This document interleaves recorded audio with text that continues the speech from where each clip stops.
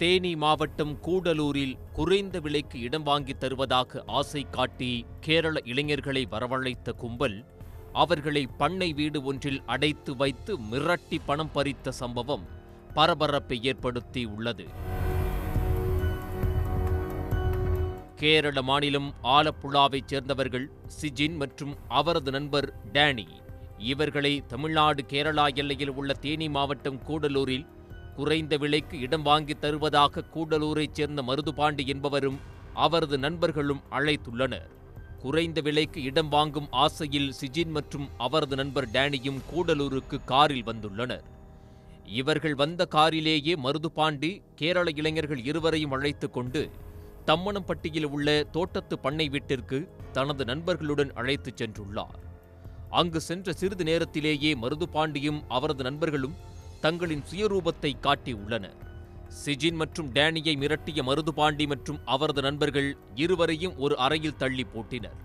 3 லட்சம் பணம் கொடுத்தால்தான் வெளியே விடுவோம் என்று மிரட்டி அவர்களை அடித்து சித்திரவதை செய்துள்ளனர்.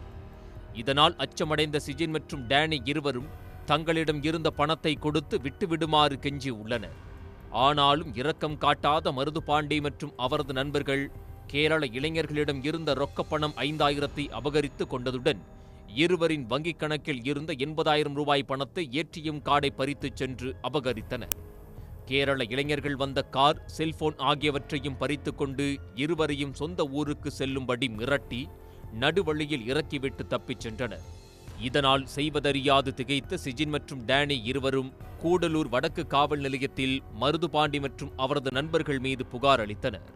புகாரின் பேரில் வழக்கு பதிவு செய்த போலீசார் கொலை மிரட்டல் விடுத்து பணம் பறித்த செயலில் ஈடுபட்ட கூடலூர் எம்ஜிஆர் காலனி மற்றும் சுக்காங்கால் பட்டியைச் சேர்ந்த மருதுபாண்டி, கோவிந்தராஜ், செல்வம், மகேஸ்வரன், பாரதி ராஜா, மகேஷ் மற்றும் பிச்சை ஆகிய 7 பேரை கைது செய்து சிறையில் அடைத்தனர்.